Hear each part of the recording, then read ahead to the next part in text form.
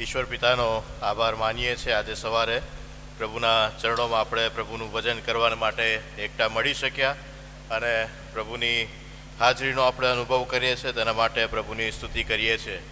પ્રભુનું જે વચન આપણે વાંચ્યું કોરિન્થીયોને પહેલો પત્ર 12મો અધ્યાય અને 1 થી 12 વચન આપણે વાંચ્યા અને એમાંથી કેટલીક મહત્ત્વની બાબતો આપણા ખ્રિસ્તી ભજન વિશે આપણે જોવા માગીએ છીએ.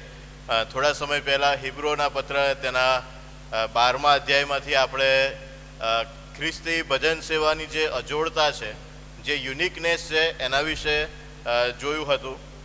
સિનાઈ પર્વતની પાસે જે જૂના કરારના સમયની અંદર અને હવે નવા કરારમાં ઈસુ ખ્રિસ્તના સમયની અંદર સિયોન પર્વત એની આગળ આપણે એકઠા મળીએ છીએ અને એમાં શું તફાવત છે અને સિયોન પર્વત આગળ એકઠા મળીને પ્રભુને ભજવા એમાં શું અલગતા છે એ બાબત આપણે જોઈ હતી. અને એમાં જ આપણે વધારે ખ્રિસ્તી ભજનની જે અજોડતા છે, જે યુનિકનેસ છે, એને આ શાસ્ત્રપાઠ દ્વારા સમજવા માગીએ છીએ. જો તમે જગતમાં જે બધી બાબતો ચાલી રહી છે એને ફોલો કરતા હોય, એનો અભ્યાસ કરતા હોય, તો અત્યારે એક બાબત એ આધુનિક યુગની અંદર તમને સૌથી વધારે જોવા મળે છે અને એ તો ઓડિયો વિઝ્યુઅલ્સ. તમે સાંભળો, જુઓ અને બંને જ્યારે એક સાથે થાય છે ત્યારે એ બાબતો, એ કોઈ વિડીયો હોય, કોઈ મૂવી હોય કે ગમે તે હોય, એ આપણા માનસ ઉપર એક અલગ છાપ મૂકી જાય છે. એ આપણને એક જ વખતમાં યાદ રહી જાય છે કે એની અંદર કેવી કેવી બાબતો હતી, શું શું હતું. અને એટલા માટે અત્યારે આપણી એજ્યુકેશનલ સિસ્ટમની અંદર પણ બાળકોને સ્કૂલમાં પણ ઓડિયો વિઝ્યુઅલ્સનો ઉપયોગ કરીને ભણાવવામાં આવે છે કે જેથી બાળકો એ વધારે સારી રીતે એ બાબતોને યાદ રાખી શકે, વધારે સારી રીતે એને ગ્રહણ કરી શકે અને વધારે કુશળ બની શકે. પણ આ જે ઓડિયો વિઝ્યુઅલ્સ છે એ આપણા વિશ્વાસ ઉપર કેવી અસરો કરી શકે છે, એ આપણને કેવી રીતે કાલ્પનિક ખ્રિસ્તીપણાની અંદર ઊંડા ઉતારી શકે છે કે જેથી આપણે વાસ્તવિક ખ્રિસ્તીપણું, વાસ્તવિક ખ્રિસ્તી ભજન એને ભૂલી જઈએ. એમાં પણ આ ઓડિયો વિઝ્યુઅલ્સનો બહુ મોટો ફાળો છે. જો એક ઉદાહરણ તમને કહું તો 50માનો દિવસ કે જ્યારે શિષ્યો ઉપર પવિત્ર આત્મા એ અગ્નિના સ્વરૂપની જીભોના દ્વારા ઉતરી આવ્યો, એ આપણે આખી ઘટનાને જાણીએ છીએ.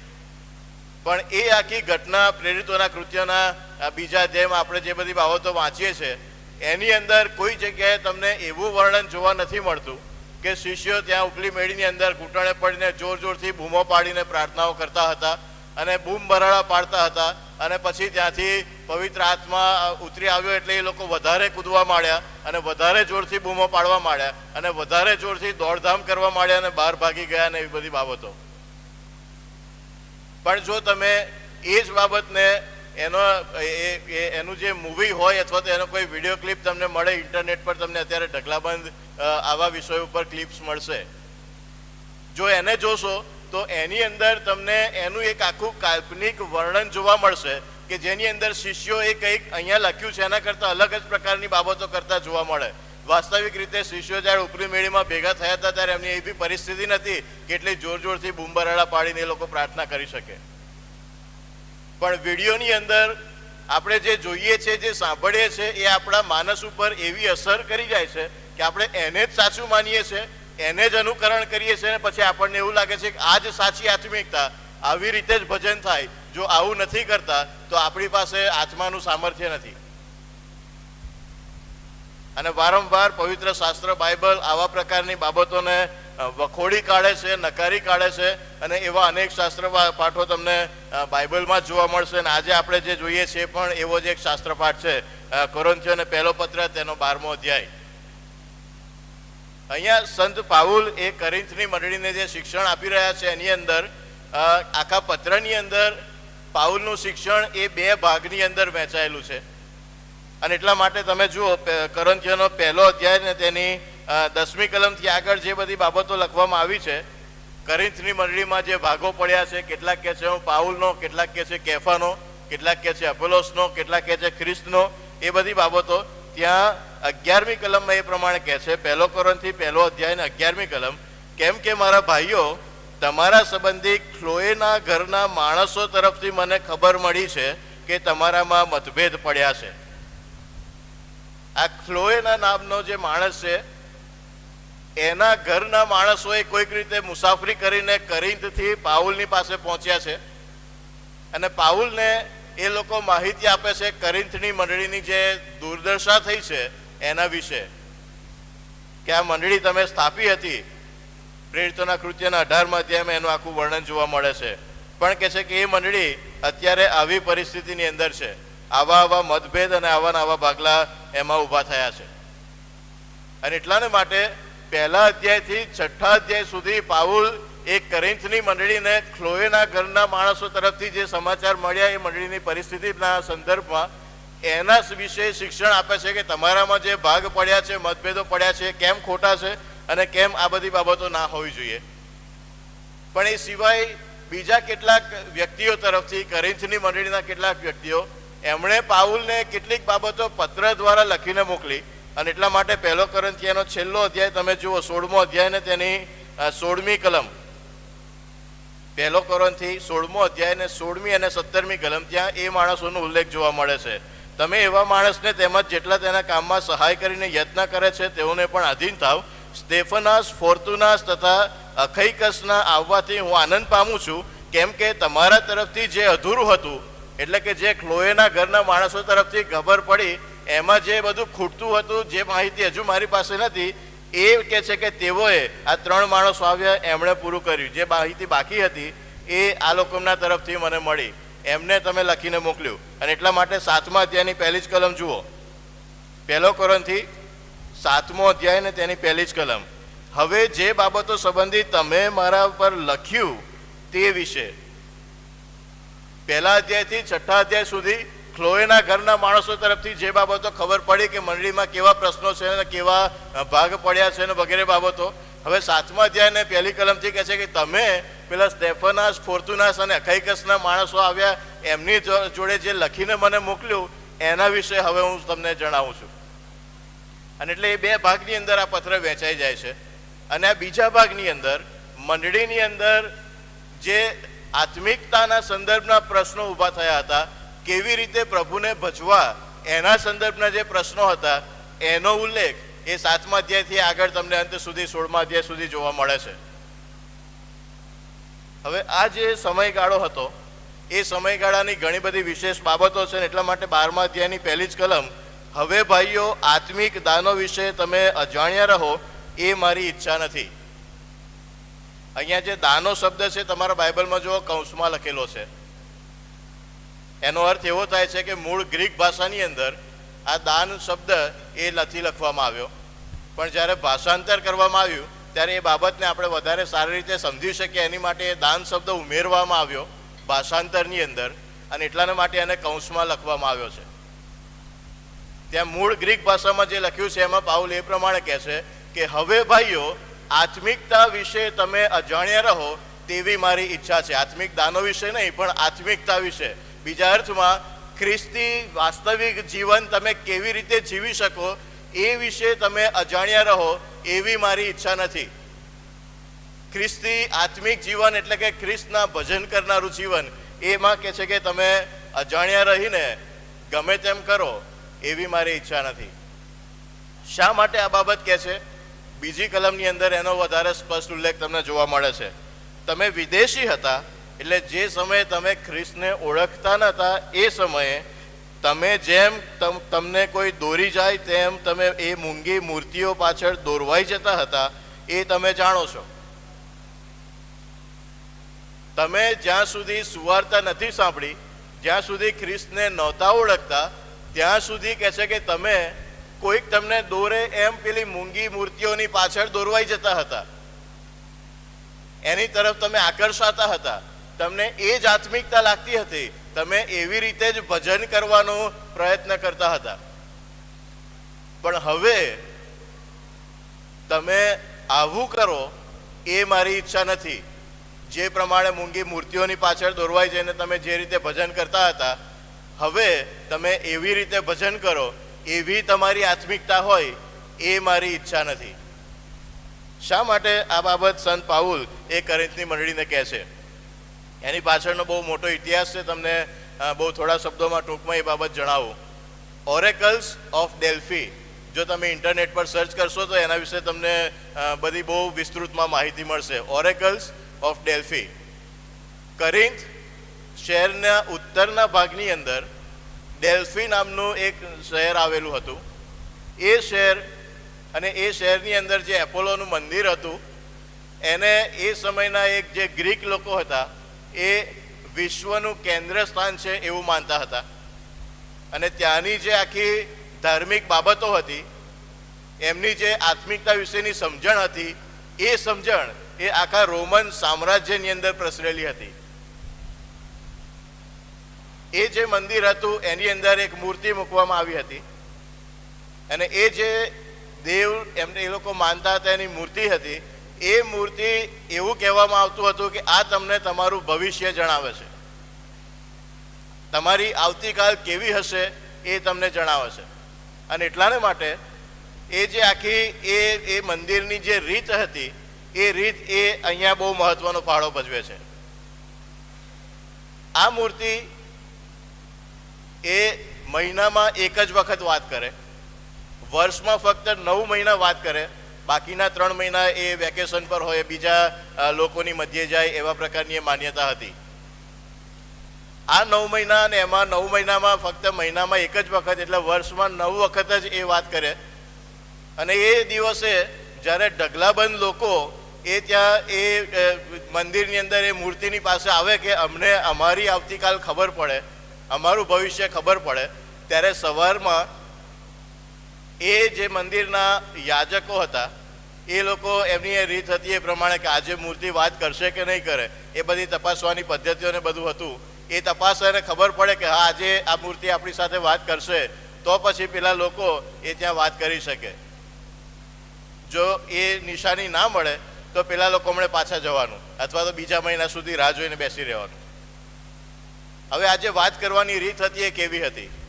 આ મંદિરમાં વચ્ચે એક પડદો મૂકવામાં આવ્યો હતો. પડદાની અંદરની બાજુમાં મૂર્તિ, એ મૂર્તિની સાથે એક પ્રબોધિકા હોય, એક સ્ત્રી કે જેને પ્રબોધિકા તરીકે ત્યાં મૂકવામાં આવી હોય, અને પડદાની બીજી બાજુમાં એ પેલો યાજક હોય. હવે આ જે સ્ત્રી છે, જે પ્રબોધિકા છે, એ જે મેં શરૂઆતમાં કીધું એ જ પ્રમાણે બહુ જ બૂમ બરાડા પાડે, અન્ય ભાષાઓની અંદર બોલે. અને એ જે અન્ય ભાષાઓની અંદર બોલે એ એવું કહેવામાં આવે કે આ ઈશ્વર એ મારી સાથે વાત કરી રહ્યા છે, આ મૂર્તિ મારી સાથે વાત કરી રહી છે, અને એ જે મને કહી રહી છે એ હું દૈવી ભાષાની અંદર પોકારી રહી છું. અને પડદાની આ બાજુ જે યાજક છે એ પેલી સ્ત્રી જે બોલી રહી છે એને સાંભળે અને પછી એનું ભાષાંતર કરીને પેલા લોકો જે આવ્યા છે એમને જણાવે કે તમારા માટે આ દેવ આવું કહી રહ્યા છે, પેલી મૂર્તિએ તમારું ભવિષ્ય આવા પ્રકારનું ભાખ્યું છે. અને ઢગલાબંધના જે રાજવી માણસો હતા એ લોકો પણ ત્યાં આવતા, જે રાજાઓ હતા એ પણ આવતા કે અમે યુદ્ધમાં જઈએ કે ના જઈએ, શું થશે, અમે જીતીશું કે હારી જઈશું, જીવીશું કે મરી જઈશું, આવા પ્રકારની એ સમયના કલ્ચરની જે બાબતો હતી એ જાણવાને માટે આ લોકો આવે. આ લોકોની આત્મિકતા હતી, આ એમનો ધર્મ હતો અને આવી રીતે એ લોકો ભજન કરતા હતા.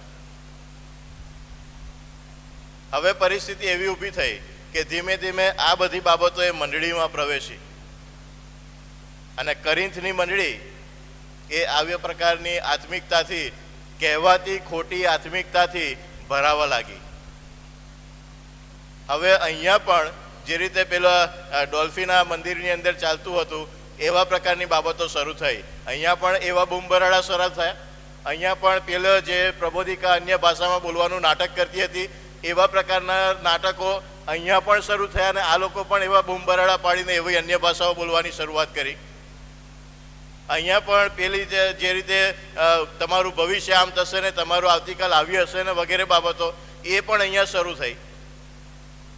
અને મંડળી એ આવા ખોટા જૂઠા શિક્ષકોથી ભરાવા લાગી.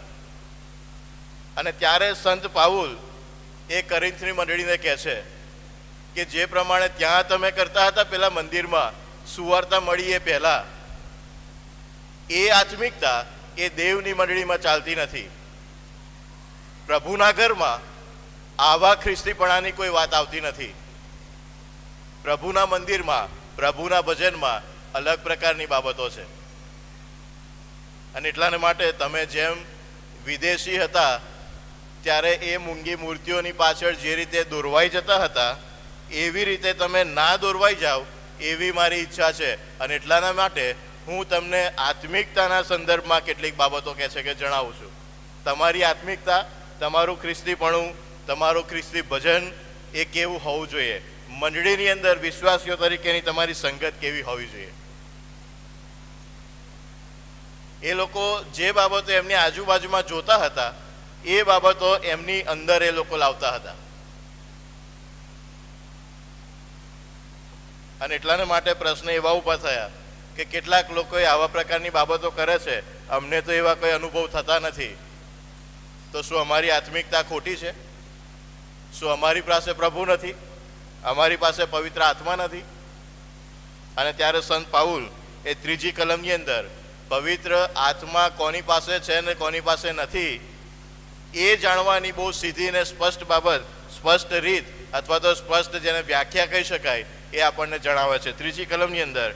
માટે હું તમને સમજાવું છું કે દેવના આત્માની પ્રેરણાથી બોલનારો કોઈ માણસ ઈસુને શાપપાત્ર કહેતો નથી, અને ઈસુ પ્રભુ છે એમ કોઈ માણસ પવિત્ર આત્માની પ્રેરણા વગર કહી શકતો નથી. તમારી આત્મિકતાની એક બહુ સીધી ને સ્પષ્ટ વ્યાખ્યા એ આ જ હોઈ શકે કે જો તમે ઈસુ ખ્રિસ્ત એ પ્રભુ છે એવું કબૂલો છો તો તમે પવિત્ર આત્માથી દોરવાઈ રહ્યા છો. જો તમે ઈસુને શાપ પાત્ર ગણો છો તો તમે આત્માથી દોરવાઈ રહ્યા નથી, કારણ કે પવિત્ર આત્માની પ્રેરણા વગર કોઈ પ્રભુ ઈસુ છે એમ કોઈ કહી શકતું નથી. 3જી કલમમાં પાઉલ કહે છે એ પ્રમાણે. હવે આ જે આખી બાબત છે એને તમે એક સાથે મૂકો તો સંત પાઉલ એ કોરિન્થની મંડળીને બહુ ગંભીર બાબત જણાઈ રહ્યો છે. જો તમે તમારી આત્મિકતાના નામે, તમારી ધાર્મિકતાના નામે, તમારી ભજનના રૂપમાં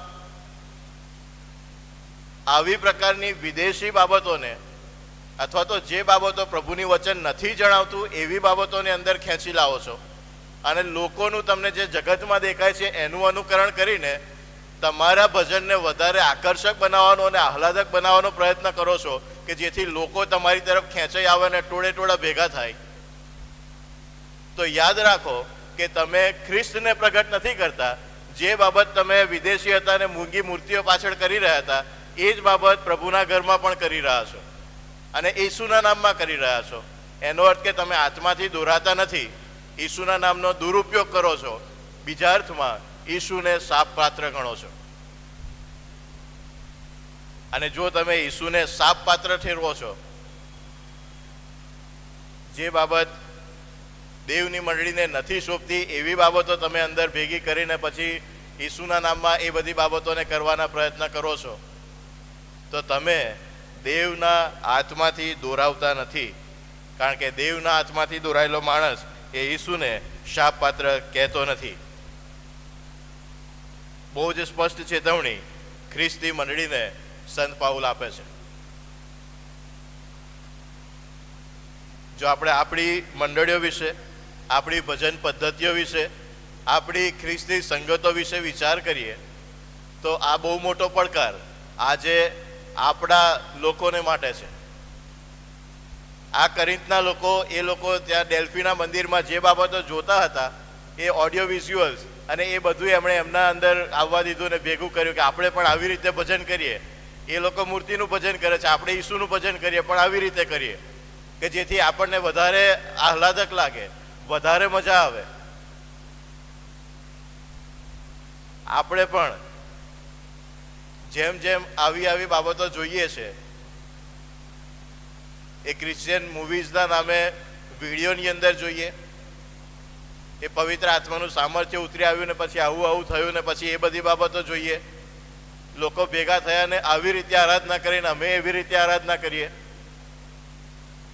લોકોને આકર્ષવાને માટે અમારી મંડળીમાં વધારે લોકો આવે, લોકોને એવું લાગે કે આના જેવું ભજન કોઈ જ નથી, એવા ફાંફા મારીને એવી રીતે લોકોને ભેગા કરવાના માટે ઈસુના નામે તમે જે કરો છો તમે ઈસુ જાણે કે શાપ પાત્ર છે એવું જાહેર કરો છો.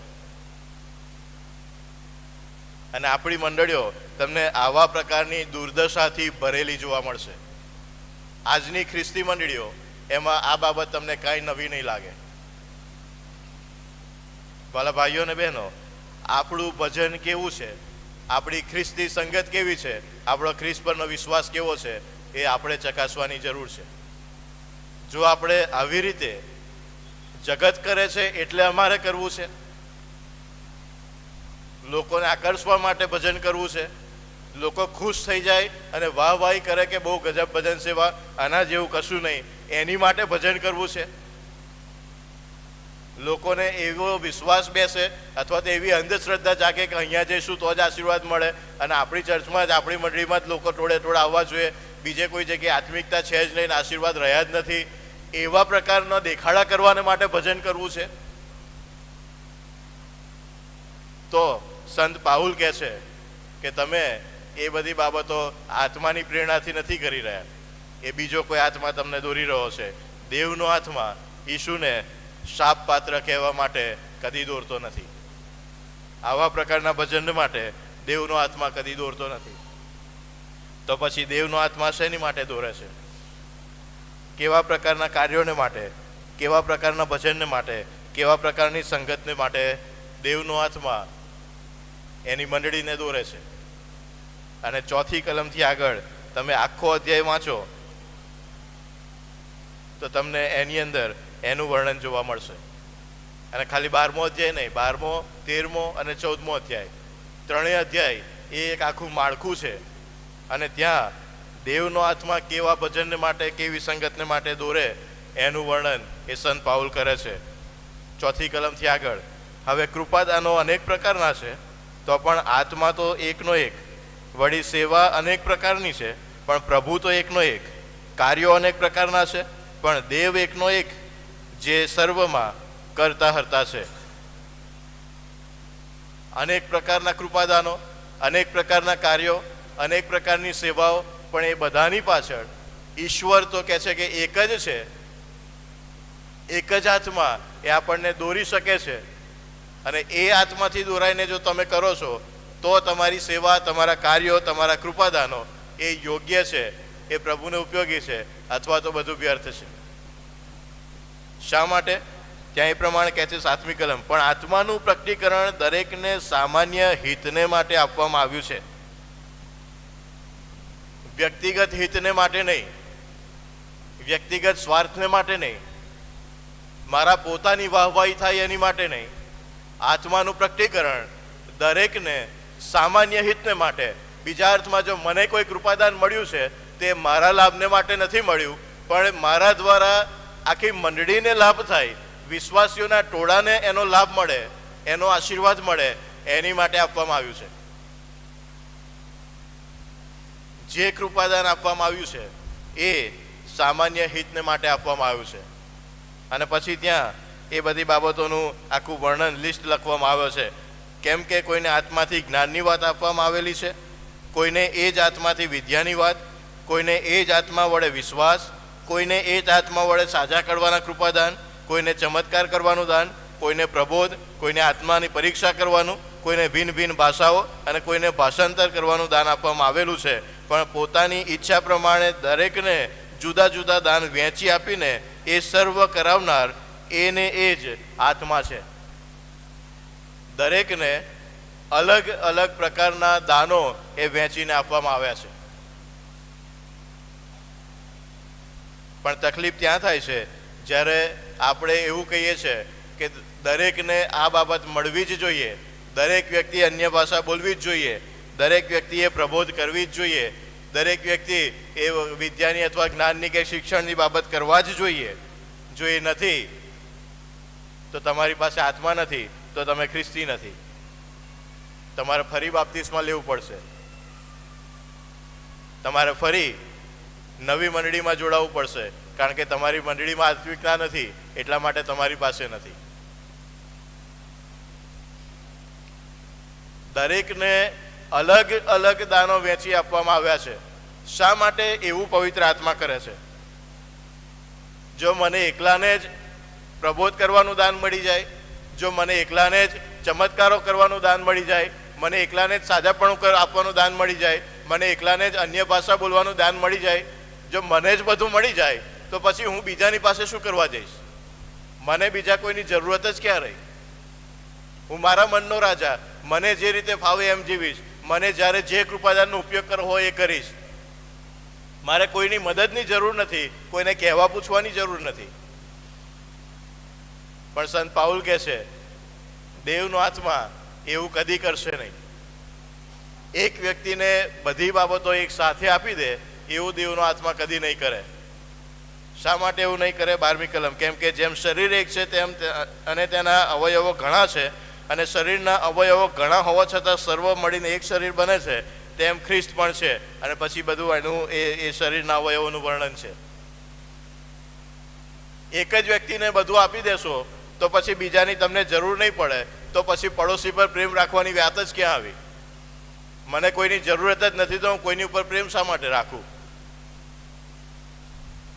એ મને અભિમાન તરફ લઈ જશે, એ મને દ્વેષ તરફ લઈ જશે, એ મને અહંકાર તરફ લઈ જશે, અને ત્યાં દેવનું કાર્ય એ બંધ થઈ જશે. પણ જ્યારે કૃપાદાનો મંડળીમાં દરેક વ્યક્તિને અલગ અલગ રીતે વહેંચીને આપવામાં આવશે ત્યારે બધાને એકબીજાની જરૂર પડશે, બધાએ એકબીજાની પાસે જવું પડશે, બધાએ એકબીજાની મદદ લેવી પડશે, બધાએ એકબીજાની સાથે સલાહસમથી રહેવું પડશે. જો હું એની સાથે બગાડીશ તો મને આવી તકલીફ પડશે, પેલાની સાથે સમાધાન કરીને સંપીને નહીં રહું તો આવી તકલીફ પડશે. બધાની સાથે ભેગા મળીને રહેવું પડશે, બધાને સાથે લઈને ચાલવા પડશે. અને પવિત્ર આત્મા આપણને એ બાબત તરફ ફરજ પાડે છે. મહત્વનું એ નથી કે તમે અન્ય ભાષા બોલો છો કે ચમત્કારો કરો છો કે પ્રબોધ કરો છો કે જ્ઞાન કે શિક્ષણ આપો છો. મહત્વનું એ છે કે તમે એક શરીર બનીને રહો છો કે નહીં, એકબીજા ઉપર પ્રેમ કરીને રહો છો કે નહીં, એકબીજાની સાથે મળીને રહો છો કે નહીં. અને એટલા માટે દરેકને અલગ અલગ કૃપાદાનો કે જેથી બધાએ એકબીજાની સાથે જોડાઈને રહેવું જ પડે, એ સિવાય બીજું કોઈ ઓપ્શન જ ના હોય. અને એ ખ્રિસ્તી ભજનની અજોડતા છે. ખ્રિસ્ત એ શિર બને, આપણે બધા સાથે મળીને એનું શરીર બનીએ, એના અવયવો બનીએ, એનામાં એવી રીતે જોડાઈ જઈએ કે આપણે ખ્રિસ્તના શરીર તરીકે ઓળખાઈએ. એ જ્યારે શિર છે ત્યારે એ આપણી ઓળખ બને અને આપણે એનો પરછાયો બનીએ. અને એટલા માટે એ 12મા અધ્યાયને અંત કરતા સંત પાઉલ એ જ બાબત જણાવે છે. તમે જુઓ 28મી કલમથી આગળ, 12મો અધ્યાયની 28મી કલમથી 31મી કલમ. દેવે મંડળીમાં કેટલાકને નિમ્યા છે, પ્રથમ પ્રેરિતોને, બીજી પંક્તિમાં પ્રબોધકોને, ત્રીજા ઉપદેશકોને, પછી ચમત્કારોને, પછી સાજા કરવાના કૃપાદાનોને, મદદગારોને, અધિકારીઓને, ભિન્ન ભિન્ન ભાષાઓને. શું સઘળા પ્રેરિતો છે? શું સઘળા પ્રબોધકો છે? શું સઘળા ઉપદેશ કરે છે? શું સઘળા ચમત્કાર કરનારા છે? શું સઘળાને સાચા કરવાના કૃપાદાન છે? શું સઘળા ભિન્ન ભિન્ન ભાષાઓ બોલે છે? શું સઘળા ભાષાંતર કરે છે? તો જે કૃપાદાનો વધારે ઉત્તમ છે તેઓને પ્રાપ્ત કરવાની ઉત્કંઠા રાખો, વળી હું એ સર્વ કરતા ઉત્તમ માર્ગ તમને બતાવું છું. બધાને બધા કૃપાદાનો નથી મળ્યા, બધાને અલગ અલગ વહેંચી આપવામાં આવ્યું છે. તો હવે જે સર્વમાં વધારે ઉત્તમ છે એને મેળવવાની તમે ઉત્કંઠા રાખો, એની અભિલાષા રાખો, એની પાછળ તમે દોટ મૂકો. અને અહીંયા સર્વમાં વધારે ઉત્તમ શું છે? ઉપર જે લિસ્ટ આપ્યું છે, અન્ય ભાષા બોલવી એ વધારે ઉત્તમ છે, બધાએ બોલવાની જ, કે પછી ચમત્કારો કરવા અને પ્રબોધ કરવું એ વધારે ઉત્તમ છે, અથવા તો બધાએ પોતાના નામની આગળ પ્રોફેટ લખાવી દેવાનું આ વધારે ઉત્તમ છે, કાં તો બધાએ પોતાના નામની આગળ એપોસ્ટલ લગાવી દેવાનું પ્રેરિતો પ્રથમ પંક્તિમાં આ વધારે ઉત્તમ છે? વધારે ઉત્તમ છે એને મેળવવાની અભિલાષા રાખો. ત્યાં સંત પાઉલ શું કહે છે? જ્યારે સંત પાઉલે આ પત્ર લખ્યો ત્યારે એણે કલમો અને અધ્યાયોને બધું છૂટું નહોતું પાડ્યું, આખો એક જ પત્ર હતો. આખું બાઇબલ એ એક સળંગ હતું, બહુ પાછળથી કલમો અને અધ્યાયોમાં વહેંચવામાં આવ્યું. તમે એને સળંગ વાંચો તો તમને ખબર પડશે. 31મી કલમ, તો જે કૃપાદાનો વધારે ઉત્તમ છે તેઓને પ્રાપ્ત કરવાની ઉત્કંઠા રાખો, વળી એ સર્વ કરતા ઉત્તમ માર્ગ હું તમને બતાવું છું. જો કે હું માણસોની તથા દૂતોની ભાષા બોલું, પણ મારામાં પ્રીતિ ન હોય તો રણકારો કરનાર પિત્તળ કે જમકાર કરનાર ઝાંઝના જેવો હું થયો છું. જો કે મને પ્રબોધ કરવાનું દાન હોય ને સર્વ મર્મો તથા સર્વ વિદ્યાઓ જાણતો હોઉં, અને જો પર્વતોને પણ કહું કે ખસેડી શકું એવો મને પૂરો વિશ્વાસ હોય, તો પણ મારામાં પ્રીતિ ન હોય તો હું કંઈ નથી. જો કે હું કંગાલોનું પોષણ કરવા મારી સર્વ સંપત્તિ આપી દઉં, અને જો હું મારું શરીર અગ્નિને સોંપું પણ મારામાં પ્રીતિ ન હોય તો મને કશો લાભ નથી. 13મી કલમ. હવે વિશ્વાસ, આશા તથા પ્રીતિ એ ત્રણે ટકી રહે છે, પણ તેઓમાં પ્રીતિ શ્રેષ્ઠ છે. 14મો અધ્યાય ને 1લી કલમ. પ્રીતિને અનુસરો અને આત્મિક દાનો પ્રાપ્ત કરવાની અભિલાષા રાખો. સર્વમાં શ્રેષ્ઠ શું છે? કયું કૃપાદાન સૌથી મહત્વનું છે? શું પ્રાપ્ત કરવાને માટે તમે સૌથી વધારે અભિલાષા રાખો? તમે અન્ય ભાષાઓ બોલશો પણ પ્રીતિ નથી તો વ્યર્થ છે. તમે તમારી બધી મિલકત દાનમાં આપી દેશો પણ પ્રીતિ નથી કરતા તો વ્યર્થ છે. તમે અગ્નિને સોંપાઈ જાઓ પણ પ્રીતિ નથી કરતા તો કશા કામનું નથી. તો કયું ઉત્તમ એવું દાન છે કે જેને પ્રાપ્ત કરવાની હું અભિલાષા રાખું? સર્વમાં શ્રેષ્ઠ માર્ગ, પ્રીતિને અનુસરો, પ્રીતિ કરો, કારણ કે પ્રીતિ એ હંમેશને માટે ટકી રહેશે. શા માટે પ્રીતિ શ્રેષ્ઠ છે? શા માટે હંમેશને માટે ટકી રહેશે? અનેક લોકો અલગ અલગ પ્રકારની બાબતો કહે છે, પણ મને જે બાબત શીખવાને સમજવા મળે છે તો એ વિશ્વાસ, આશા અને પ્રીતિ ત્રણે શ્રેષ્ઠ છે. વિશ્વાસ આપણે ખ્રિસ્ત ઉપર કરીએ છીએ. આપણું પ્રેરિતોનું વિશ્વાસનામું આપણે જાણીએ છીએ. ઈશ્વર પિતા પર વિશ્વાસ કરું છું, ઈશ્વર પુત્ર ઉપર, ઈશ્વર પવિત્ર આત્મા પર વિશ્વાસ કરું છું, સાર્વત્રિક મંડળી, સંતોની સંગત, એ બધી બાબતો એ આપણું વિશ્વાસનામું છે. એ આપણે વિશ્વાસ કરીએ છીએ. પણ આ વિશ્વાસ ક્યાં સુધી છે? જ્યારે પ્રભુ આવશે, આપણને એમની પાસે સ્વર્ગમાં લઈ જશે, આપણે રૂબરૂમાં નજરો નજર ઈશ્વરના મહિમાને નિહાળીશું, ત્યાં આપણે કયો વિશ્વાસ કરીશું? અત્યારે આપણે જે નથી જોયું, જે આવનાર બાબતો છે એનો વિશ્વાસ કરીએ છીએ. જ્યારે એ બધી બાબતો પૂરી થઈ જશે ત્યાં વિશ્વાસ પણ પૂરો થઈ જશે. જ્યારે દેવની નજરો નજર પ્રભુની સામે ઊભા રહીશું ત્યાં વિશ્વાસને માટે કોઈ બાબત બાકી નહીં રહે. ત્યાં હું જાણે કે જણાયેલો છું, પોતે જણાયેલો છું, સંત પાઉલના શબ્દોમાં. આશા આપણે શેની રાખીએ છીએ? જે આવનાર બાબતો છે, મારો પ્રભુ મને લેવાને આવવાનો છે, એની આશા રાખીને આપણે બેસીએ છીએ. જ્યારે પ્રભુ આપણને આવીને લઈ જશે ને આપણે દેવના રાજ્યમાં આવીશું ત્યાં શેની આશા રાખીશું? એનાથી વિશેષ કશું મેળવવાની આશા આપણી પાસે હશે જ નહીં. એ સંપૂર્ણતાની પાયરી પર આપણે હઈશું. વિશ્વાસ, આશા અને પ્રીતિ ત્રણે ટકી રહેશે, પણ પ્રીતિ શ્રેષ્ઠ છે. શા માટે? કારણ કે આરંભમાં જ્યારે દેવે સર્જન કર્યું, પ્રભુને ખબર હતી કે આ મારું માણસ એ નાશના ખાડામાં જશે ને શેતાનની પાસે જશે, તેમ છતાં એના ઉપર પ્રીતિ કરીને એનું સર્જન કર્યું. અને અનંતકાળ સુધી દેવના રાજ્યમાં દેવની પ્રીતિ હેઠળ આપણે રહીશું. દેવની પ્રીતિ આપણા ઉપર, અને એના પ્રત્યુત્તર સ્વરૂપે આપણે દેવ ઉપર પ્રીતિ કરી શકીશું. અને એટલાને માટે સંત યોહાન એના પત્રમાં કહે છે દેવ પ્રીતિ છે. જો દેવ પ્રીતિ છે તેનો અર્થ કે જ્યાં સુધી પ્રીતિ છે, જ્યાં સુધી દેવ છે ત્યાં સુધી પ્રીતિ છે. દેવ અનંતકાળથી અનંતકાળ છે તો પ્રીતિ પણ અનંતકાળથી અનંતકાળ છે. જે સર્વમાં શ્રેષ્ઠ છે, જે ઉત્તમ છે, એને પ્રાપ્ત કરવાની અભિલાષા રાખો. ત્યાં જઈને આપણે અન્ય ભાષાઓ બોલવાના નથી, ત્યાં જઈને આપણે સાજાપણ આપવાના નથી, ત્યાં જઈને ચમત્કારો કરવાના નથી, ત્યાં જઈને સંદેશાઓ આપવાના નથી ને પ્રબોધ કરવાના નથી. એ અહીંયા પૂરતું છે. એનો સમય આવશે એ બધું પૂરું થઈ જશે. ફક્ત પ્રીતિ એ ટકી રહેશે. એની અભિલાષા રાખો.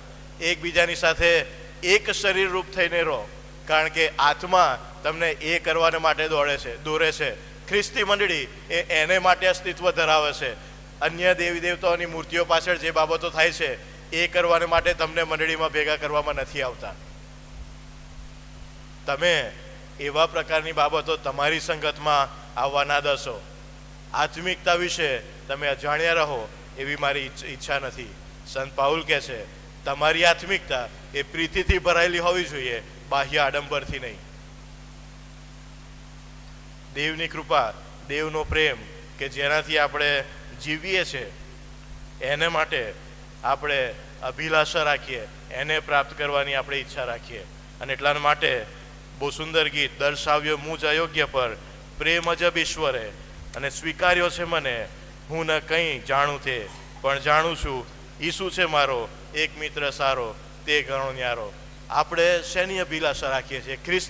ખ્રિસ્તની પ્રીતિની, કે પછી જેમ જગતમાં ચાલે છે એમ લોકોને આકર્ષવાની? પ્રશ્ન આપણી સામે છે.